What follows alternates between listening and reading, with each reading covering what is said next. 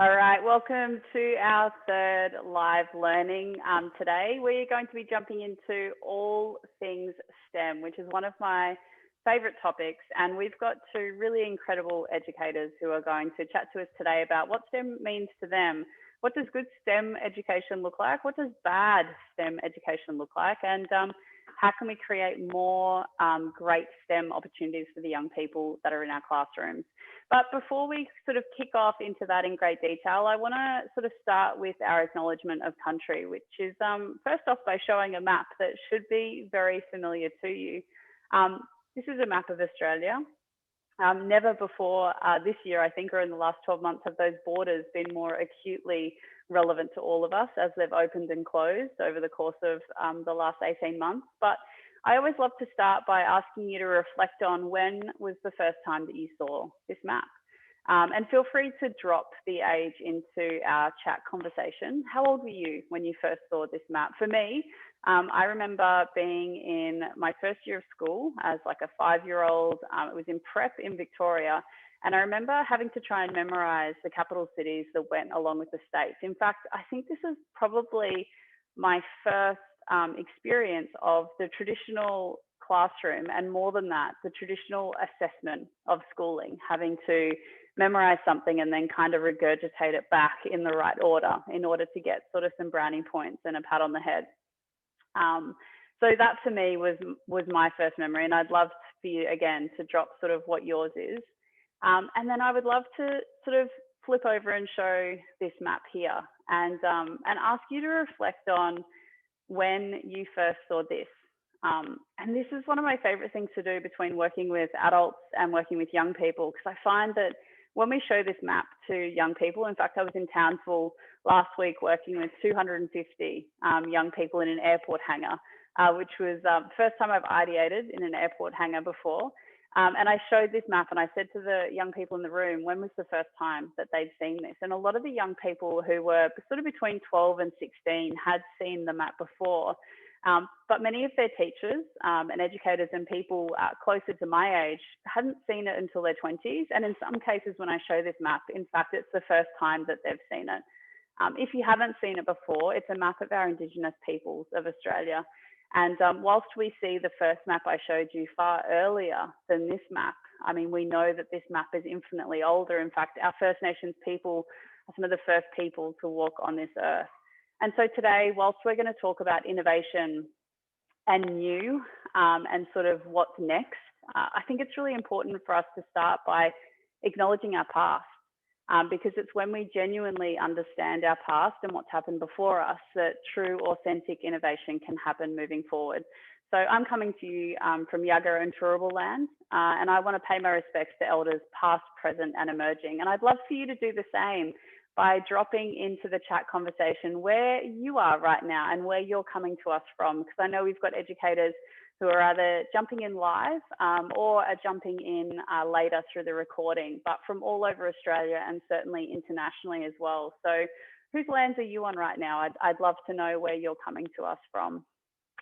If you haven't done so already, if you jump into the little button below the video symbol there and click on your video settings, and then just tick this little selection here, hide non-video participants, will mean that you'll get a much cleaner view in our Zoom conversation today. So you'll actually just sort of see the speakers and any slides that are on the screen, rather than the other participants in our conversation today who have their cameras off. So a cool little trick that will make the Zoom experience a bit smoother for you.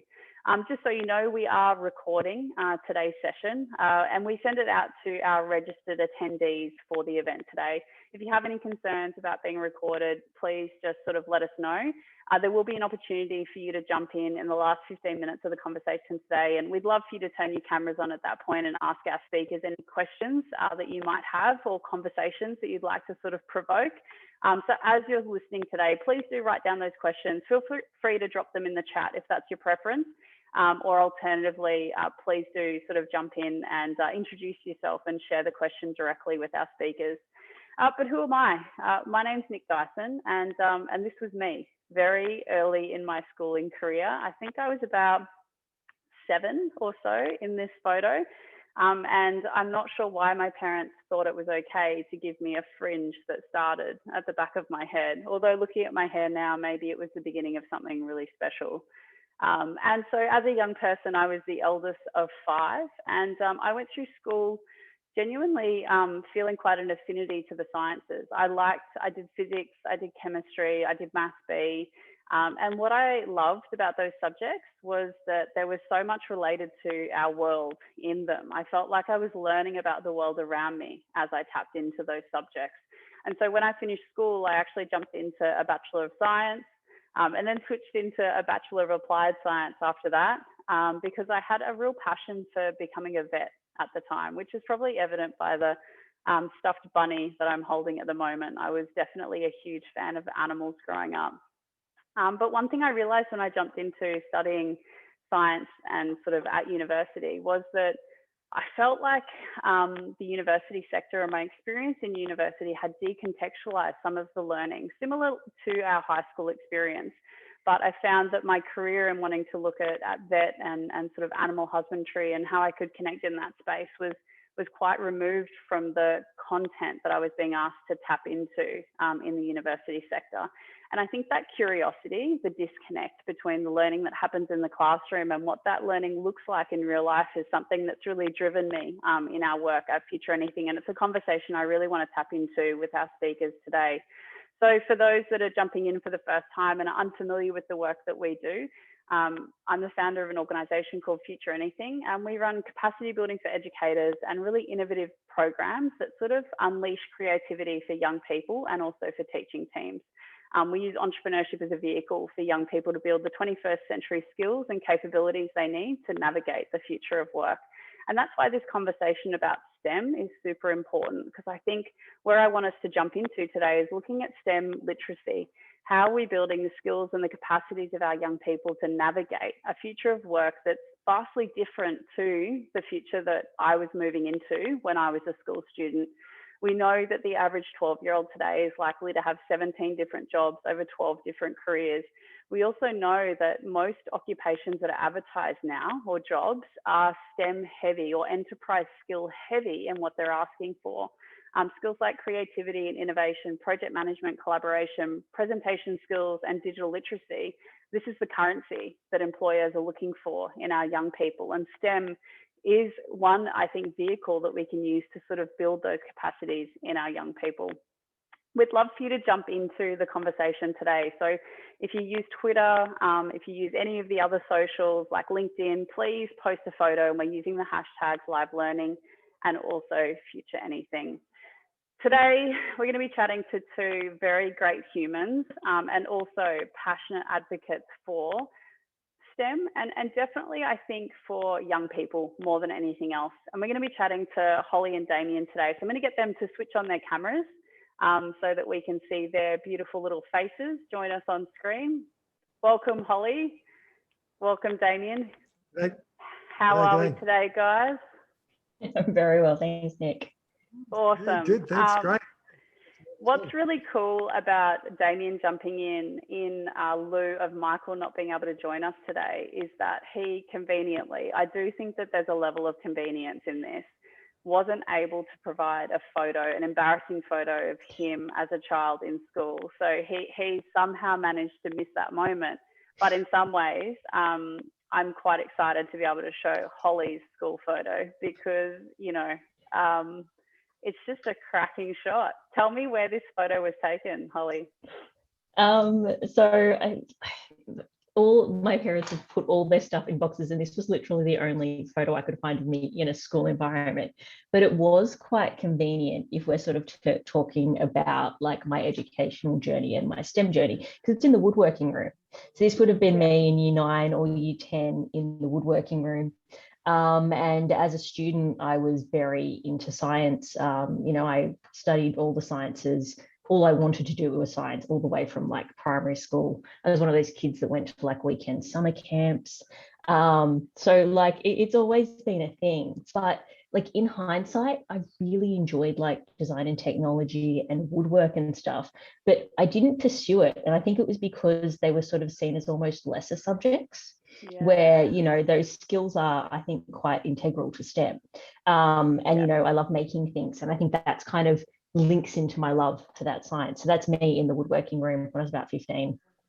Yeah, awesome. And let's like skip ahead a little bit more. So from your love in woodworking as a young person, tell us a little bit about some of the roles that you've held in the past in the education sector, especially, and also what are you working on at the moment? Because you've recently sort of jumped into a new role, which is quite exciting as well.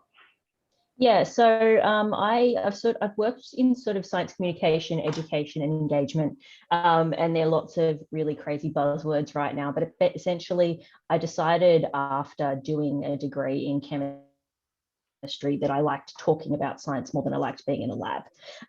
So I found a job with a small business called Physics that was running incursions in schools, where I got to run out in schools, do school incursions, and you know, enhance what was being taught by teachers from a science perspective and providing those hands-on opportunities that they may not have had otherwise.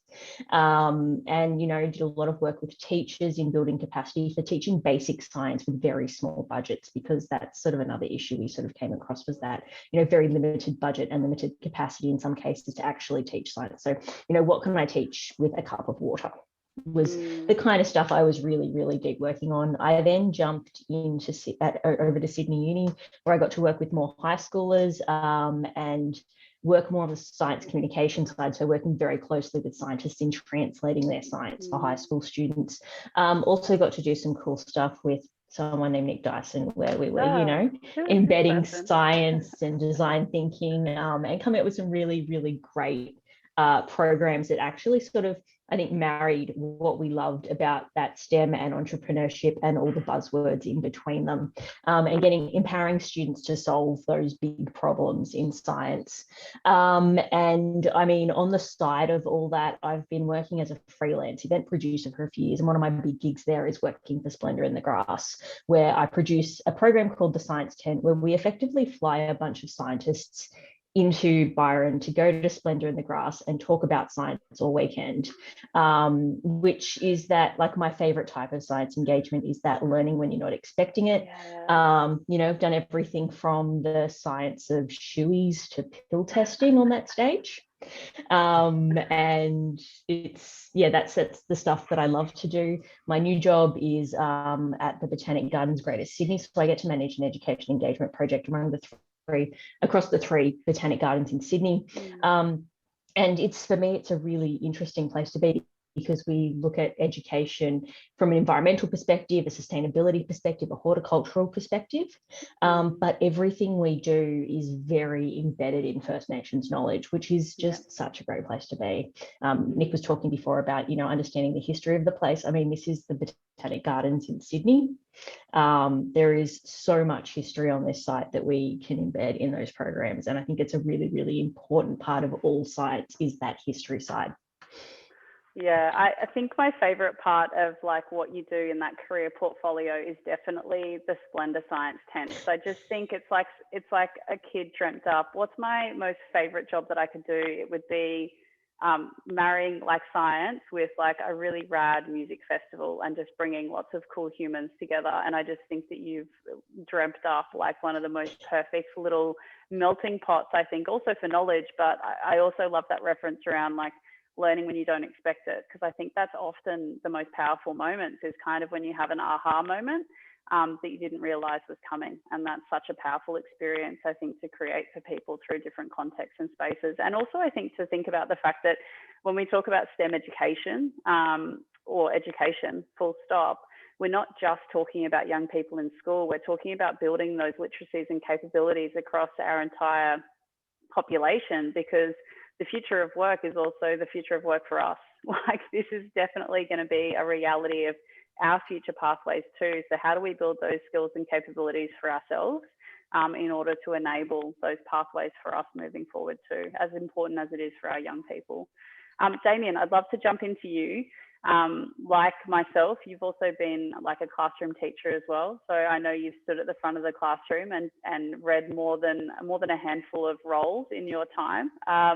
Tell us a little bit about you. Definitely your role at STEM Punks now, and sort of, I think, you know, it's curious to think about how you've stepped out of the classroom and that experience in the classroom, and then I guess some of the work that you lead now, and perhaps tapping into why you made the leap, because I think that's a really curious question that lots of educators have, is when you love being in the classroom and you love working with young people, what is the catalyst that creates that space to sort of move out and go out on your own as well? Yeah, so it's an interesting question. I haven't actually thought about it for some time, to be honest. You know, when I met Michael, actually, my business partner came into my classroom. He was tutoring a student in my classroom, and that's how we met. That's how it all started. So, and then it was just going, look, you know, is there something going on? I always knew. I was like, there's got to be. Like, I did the curriculum and I taught it, and I was doing the C2C up in Queensland. I don't know if other states are around. It's just like, it was like step-by-step stuff on. But as a beginning teacher, coming out and the principal says, this is what you got to do. And like, you just go, I have no idea what I'm doing. So you go the night before, you're up till 9 o'clock at night, reading what you got to do the next day. That was just your life for a couple of years until you figured out, you know, maybe I can miss out a couple of these things, because I was going, there's got to be a better way. There's got to be a way that we can engage students, and there's going to be a mix of, like, we've always called it the Venn diagram. You got your disciplinary learning and your entertainment. We sit smack in the middle. There's got to be this education, but there is a room for this entertainment. It's got to be engaging, fun. And I tell you what, it's got to be as fun for the teacher to teach as it is for a student to receive, because that to me is a big thing. Like, when we go out to PDs, I'm going, look, we've lost a big element of enjoyment and play, and we need to get that back. You know, with a lot of the programs we do, we love getting the fun element. We like to make sure that everyone's having a crack, and we definitely make sure that we've got the equity in education. You know, we want to make sure that we're getting out to the regional and rural areas across Australia and now across the world, but that's making a big impact. And that's kind of why we've done a lot of transitions online, I suppose. I didn't want to get into the COVID pivot. So, well, anyway, so it's just a good journey. Like, it's a lot of fun, and with the team that we've got right now, you know, it looks like this is a green screen. It's not a robot behind me, but you walk in and it looks like a huge kind of garage with tons of toys. But, you know, without having the right mindset, and the school having the right mindset of, you know, innovation, creativity, let's build some stuff out of nothing rather than going out and buying heaps of gear. Because we always go out to schools and we're going, you've got enough. You don't need more gear. Just use the stuff that you got and find out how you use it throughout your curriculum and throughout different year levels. So whilst I'm playing with a merge cube in my hand, it's just like a fidget spinner to me. There you go. I'd love to jump into that whole notion of, I guess, buying gear, because I think when STEM as an acronym, and I know, Holly, you're going to talk to that at some point today, when we think about STEM, you know, STEM as an acronym and bringing that into the school, I feel like it's often driven by new toys or a new building. And I feel like that's in some ways one of the core places that perhaps schools or education systems go wrong, is that the shift is led by what they've got in their hands or the room, rather than like the pedagogy and the capacity building as the educator, and perhaps looking at what the curriculum looks like in the classroom. Holly, across the different roles that you've worked in that sort of liaison piece, I think, between science and educators across like so many different schools in so many different states, where would you pinpoint as maybe one of the main places that educators or schools go wrong when they embed STEM? Is it that, or is there something else at play as well when we're trying to bring this into our classrooms? I think there's a couple of things there, and I think the one, like, my biggest bugbear is that tech piece, is that STEM has to be tech, but then you're only looking at one letter in that acronym.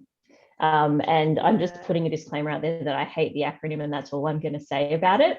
You know, it's that I think we forget what the intention of that acronym is.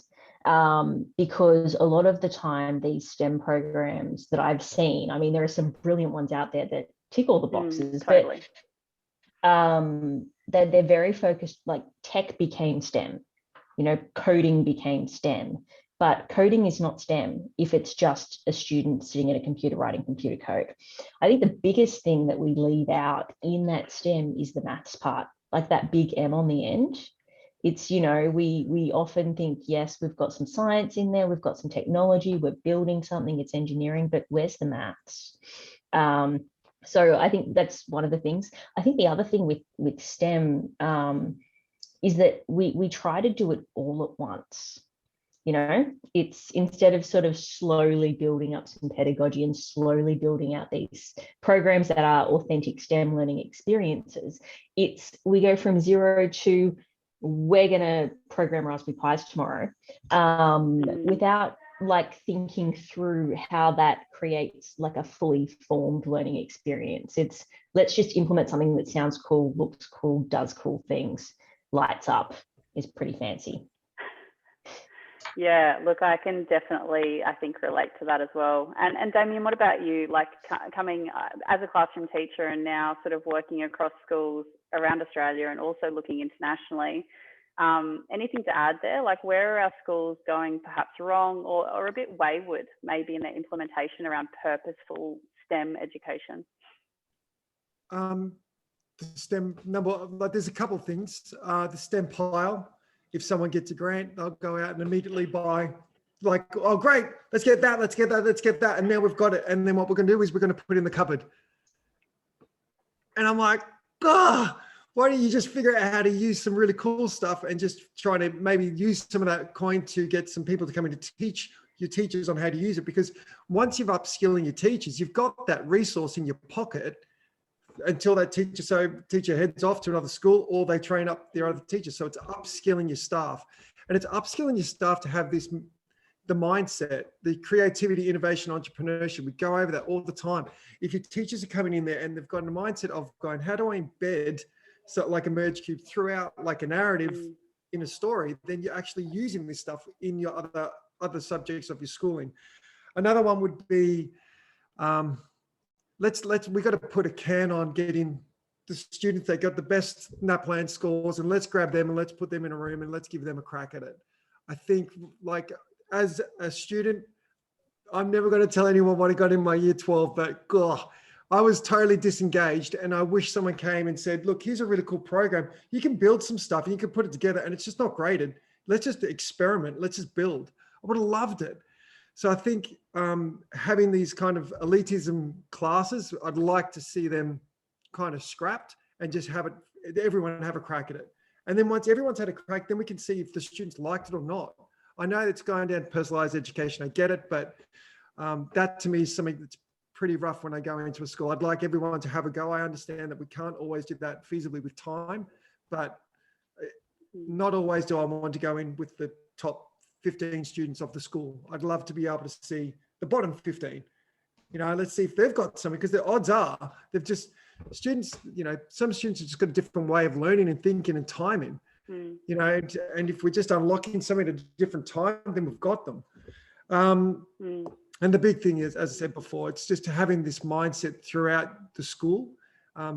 Things that I would usually get is, let's not, if a teacher doesn't want to do this stuff, let's not push them into it. What if a school was coming to us and they said, look, we're interested in having a crack, we want a school partner, you know, how do we move forward? I'd say, what teachers really love this stuff? Can we work with them, upskill those teachers in your team, and let them upskill the rest when we're not around? Like, surely it's more economical, it's easier, you get the PD. It's hard enough doing PDs with people that want to be there. So it's like, it's near impossible with people that are totally uninterested in what you're doing. So I'd say start with the team that really love it, upskill them and get them to upskill your team. And then it just feeds throughout the school. Yeah, and I think the equity piece is a really important one, and I definitely want to dig into that, because I think if I bring sort of my philosophy to the table, a lot of the work that we do with Future Anything, and when schools approach us, they're looking for really fun bolt-on programs for their gifted and talented kids. And so they're looking for young people that are already, I think, engaged in school or compliant, at least, in the schooling system. And they're offering them a crack at a hands-on project. And philosophically, I feel quite challenged by that, because I think that often the reason that our underperformers are underperforming is because they're not seeing the relevancy in the content that they're studying.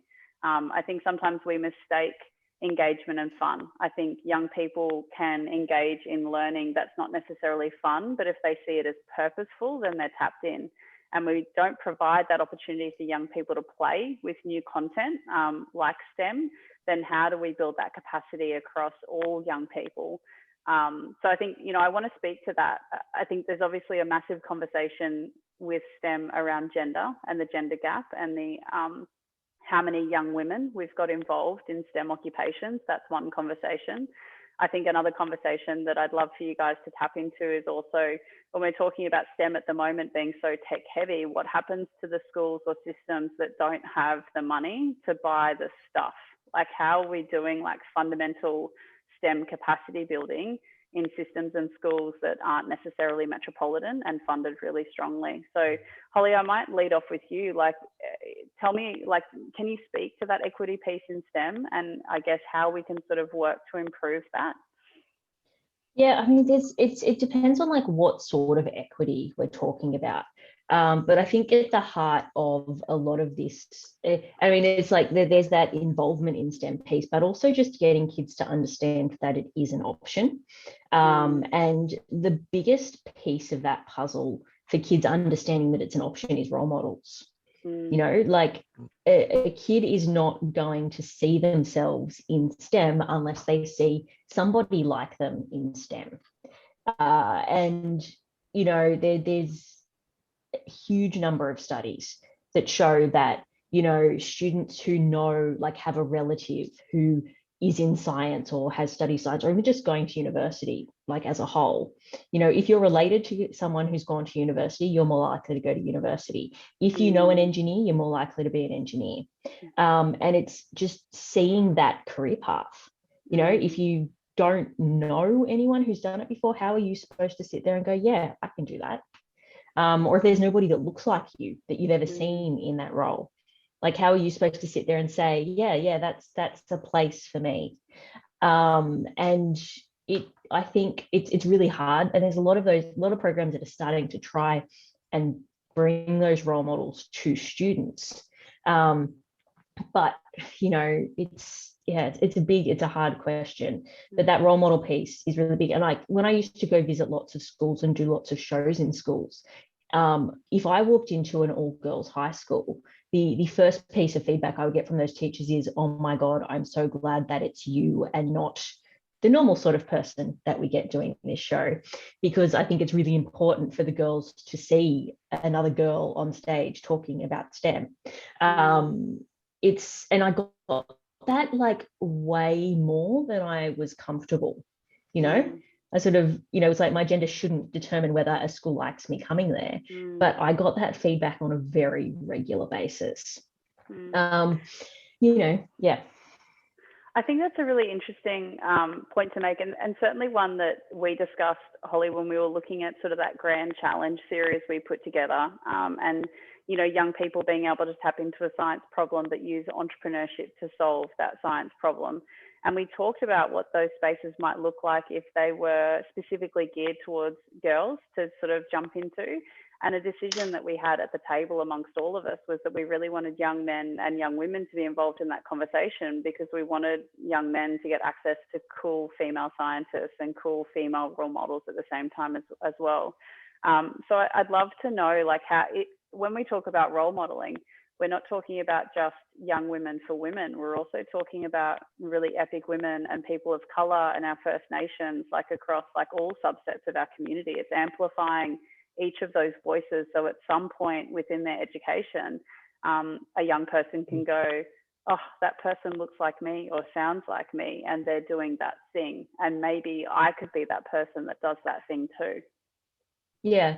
And it's like with the sort of work that I do, particularly like the public events piece of what I do, where I do have a lot of say about what goes on those stages, it's something that I think really, really hard about, because, there are people who are given opportunity, and those people who are given opportunity often look quite similar to each other.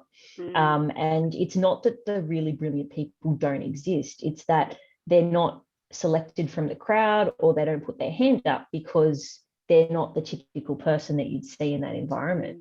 And I think, that the need for a diverse representation of who is in any occupation is just so important. But that's also hard because it's like a chicken or egg question. If you're in an industry where all the senior people in that industry are not a very diverse lot, where do you find those role models?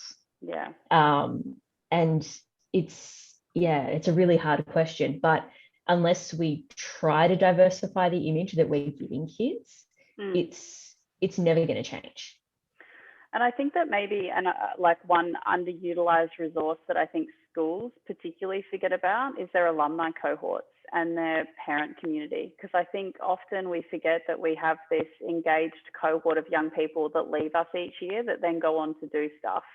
And if we can start to harness where those young people go in that year 13, year 14, after they've left school, those can be such powerful narratives for current students to look at people who in many ways were them only a few years prior and what that looks like. And I think also like building that parent and caregiver community as well. You've got like a community of adults that want the best educational opportunity for the young people that are attending that school. And so putting a call out to be like, we're creating a folio of experience.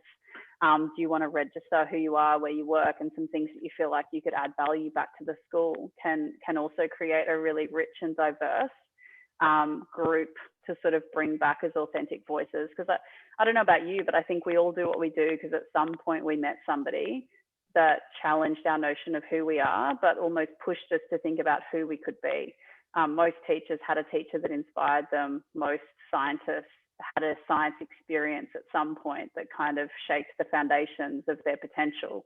And so as educators or education conduits, I think within the system, I think it's also about creating those opportunities for young people to see the magic in somebody else that they might not have had the opportunity to meet prior.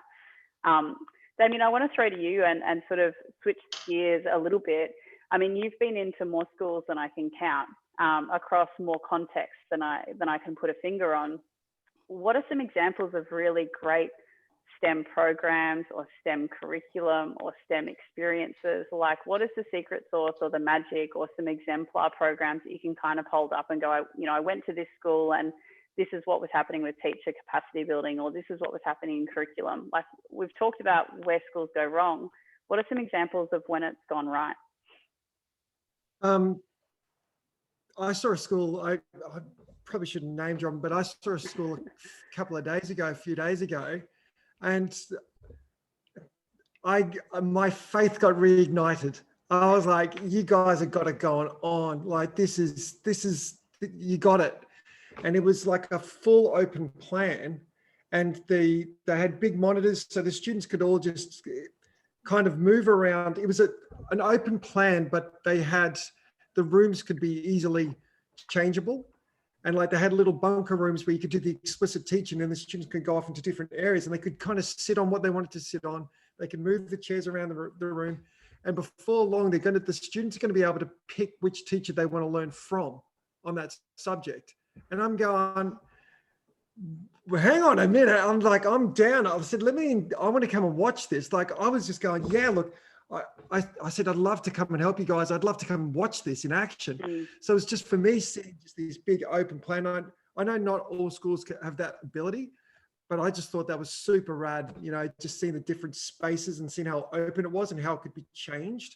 And it was just clever thinking. Like, it was design. It was designing and clever thinking. And I tell you what, it took a lot of courage.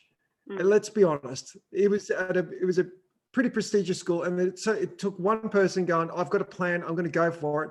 And then it took the rest of the admin and everyone else to go, we believe in it, let's do it.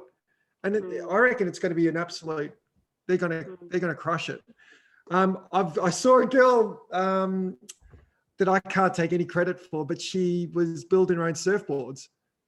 I looked at it, I was like, that is absolutely rad. Like, way to go. Let's get this going. I was thinking, if you're living by a beach town, why not like really engage students in things that they want to do? Like, why not? Like, I'm looking at an electric bike over there. And I want to start building that kind of stuff. So we want to get students to really find things that they're interested in, stuff that's, geographically around them. So if in a bush, let's try and build an electric skateboard. Think about all the stuff that we go into building that. I think it's really cool. But that's, for me, the schools that absolutely crush it, the schools that have started with a core group of teachers.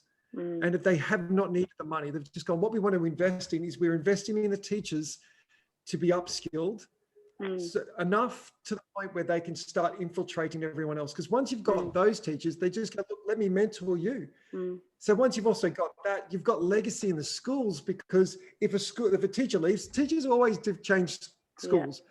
So if a teacher comes into school and goes, I want 10 EV3s, bingo, bango, there's 20K. If no one knows how to use them, you're gone. They're back in the cupboard. But if you've got this legacy of 5 teachers all the time that's mentoring the other teachers, like helping them walk them through, and then you can keep that 5 or 10 teachers throughout the cohorts, throughout the years, you can change them around, but they're the schools that I think are absolutely crushing. They get the mindset, let's embed it throughout the curriculum. Let's not turn this into a coding club. Let's not turn this into an after-school thing that we do it. Let's embed it throughout the whole curriculum, and let's see how we go. Because, I think they're the schools that I've seen that have really enjoyed it, and the schools have had buy-in, and the students have buy-in, and the parents have had buy-in when that happens. And that's kind of like the trifecta that you. Yeah, cool. And Holly, what about you? Like, what are some examples of where you've seen that dreaded acronym go well within schools? I mean, I've seen some STEM club type setups in schools with very few resources, where you do have that group of dedicated teachers who are willing to just take what they've got and work it out, and also let the kids co-design what they're going to be working on. Yeah. I think that involvement of the kids in the design process makes for a much more powerful program. I think what Damien was saying before, his name's at the bottom of the screen. Yeah, that makes it tough. I think what Damien was saying before about, having the kids immersed in their environments and seeing what fits in the environments. There's also like, what are those students interested in? What do they want to learn to build within a framework? It's like, we are going to learn how a motor works. What thing fits with your lifestyle that has a motor in it? That co-design aspect I think is really important. And in this one school I'm thinking about, where they had it was mostly paddle pop sticks and rubber bands and stuff they were doing STEM with. But the kids really got to focus on what they wanted to do and drive that process. And that, I think, made it so much more effective. Yeah, I love that. I'm going to throw to questions in a second. So for anybody who's in the conversation, feel free to drop a question or two in the chat, and I'll pull them out. Or if you want to, put your camera on and jump in and ask the question, you're also welcome to just dive right in and join us as well. But any questions for Damien or Holly, we'd love to get those. I think that one of the things that I'd love to tap into while we're seeing if anybody's got questions is also, I know STEM, the nature of STEM is that it's often considered, or it feels like it should be this integrated subject that STEM is necessarily studied in. And I'd love to quickly grab your thoughts on, for me, I think the capacity building around STEM can happen within individual curriculum subjects that may not be integrated subjects. Like I see science as a vehicle to explore STEM concepts and to build that out. Holly, I think what you said at the beginning about the missing M in STEM and where that explicit engagement around maths and where that's coming in. But I also see subjects like English and being able to use text as a stimulus to actually explore, like if we look at dystopian text and being able to bring in like STEM concepts into that exploration too. Does good STEM have to be cross-curricular? Maybe is the question I'd love to hear your thoughts on. And I'll kick off with you, Holly, and then I'll go to Damien. I think the one thing that we didn't do in this conversation is actually define what we're talking about when we mean when we say STEM, right? Yeah. I once had a 3-day conversation with someone about what our own definitions of STEM are. So I think everyone has a different definition of what they think STEM is. And don't know. I don't have an answer, and that's kind of why I don't like the acronym, because if you speak to different people, they're thinking of different things. But I fully agree with you, Nick, in that, you know, it's a vehicle for providing like further context to other subjects and bringing context into other subjects. I think history is the really powerful one that we overlook with STEM. And, you know, we sort of look at some of the history of STEM, which very much links back to my point of role models prior, where those role models have been left out, and they make really interesting historical and STEM talking points. Like you watch a movie like Hidden Figures, and like the stimulus that sort of thing provides is just so rich for so many reasons. You know, there's book The Radium Girls, also so much like contextualized syllabusy stuff in there. You know, it's just, I think that historical side of it is really, really important, and STEM can be used very effectively there.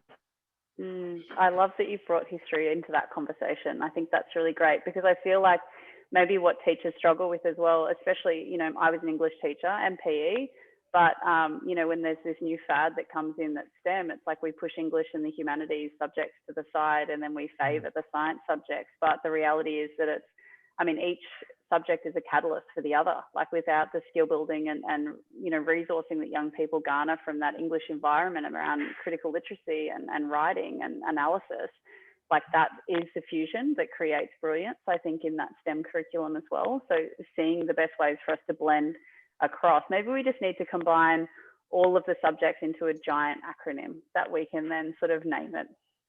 It's like, that's great. I saw one the other day that was phlegm. I don't know how I feel about that. It was basically like physical science, life science, environmental science, geography and maths, or something like that. Yep. I think that might be a challenge after today. I'd love for everyone who watches this either live, is jumping in live, or watches the recording later, to sort of email me their best acronym, like STEM-esque acronym, and then we can start sort of testing a few others. Damien, like, you know, throwing to you as well, does great STEM have to be some integrated, like, cross-curricular subject, or can we build that capacity in some of our other core subjects as well without breaking down, I think, some of our traditional classroom structures that are sometimes a little bit beyond the classroom teacher, right? Like as the classroom teacher, I might not have the option to create that. So can I still bring STEM into my classroom? Right now it's beyond, and that's the teacher capability. You know, you only know what you know. And so that's why you're coming in, like, and there's so many, I wanted to chat about this before, like COVID, everyone says we went on to lockdown. I've talked to you about this. I said, we went into the great unlockdown. There is so many resources here right now that teachers can be tapping into, that you don't have to come up with all these fantastic resources. Google it, find it, get the team that wants to train you up. We did a classroom today, and students did their narrative, you know, like, well, in primary school, they do narratives, and, you know, I used to draw a picture. I did that as a pup, and they're still doing it right now. So I'm just like, let's 2.0 this. So students were actually doing it on the Merge Cube and making it augmented reality. But then they can start doing their dialogue on that, and they're doing their scenes. That's rad. Now, come on, I'm just going, look, that's really cool. And the engagement goes up. The kiddos love it. It's integrated. But again, teachers, you only know what you know. And if you don't have that ability, or you don't know how to start, I would definitely say to start, like, reach out to a crew nearby, or get online and just go, where do I start? I'm a brand new teacher. I have no idea. My school's never started this before. I'm 101. What do I do? Because you're not the first person to make that call. You're just the first person at that school to make the call. So just remember, like, everyone, there's heaps of cool crews around Australia that can help you out. And everyone's been doing it for quite some time, like 5-6 years. So, you know, I think the biggest thing right now is building capability and knowledge, and sharing the knowledge, because I've said it for forever, even since I first started teaching. Everyone had folders and USBs for lessons. I was like, can I borrow that? And they're like, no, these are mine. I'm like, what are you kidding me? Like, it's a USB or a picture, or a printout. And I'm dead seriously going, these are my resources. I'm like, you have it, man, whatever. Right now, the game's changed completely. It's collaborations and not competitions. So everyone's got to be sharing, all the crew's got to be sharing some knowledge. Let's just win the game, because the game is getting the students out of here with the best knowledge, having the best time, and go and create the best new world that we've got. So we're always down for collaborations, not competitions. Yeah, awesome and cool. So I think there's so much to take away from this conversation today, and I think some of the key things that I've definitely jumped into is Holly, what you said at the beginning around that missing M, and how we're making sure that we're building that numeracy as part of that context too. And I think both you and Damien really resonating around the fact that it's not actually about the tech, it's about the skills. But we can't build those skills in our young people if we don't create the space and support for our educators to get access to the capacity building that they need. Because the reality is that comfortable teachers are confident teachers, and that sort of filters into, I think, that enthusiasm that our young people feel in the classroom. So I just want to say thank you, Holly, and thanks, Damien, for joining us today for such a rich conversation about STEM. We really appreciate your time jumping in. And I just want to also, I guess, share that, we're trying to build a community of educators who are excited about entrepreneurship or enterprise building as well. And so if you, like me, are really interested in building the enterprise skills of young people, collaboration and all that, we're actually building a Facebook community specifically for resources and support to kind of get teachers access to the materials that they need to deliver, future ready curriculum for young people. So if this is of interest to you, we would love to have you jump in and join us in that conversation as well. That aside, it's time for us to close our conversation for today. So on behalf of the Future Anything team, thanks to everybody who's joined us live today, and also for everyone who will watch the recording. Please keep the conversation going. Please tweet us a question, and definitely get in touch with Damien and the team at STEM Punks. And if you're New South Wales based, and I know Holly would love to hear from you and also work out how the Botanic Gardens might be able to support your science outreach in your space as well. So thanks very much, team, and have a great afternoon. Thanks, everybody. Thanks, Eric.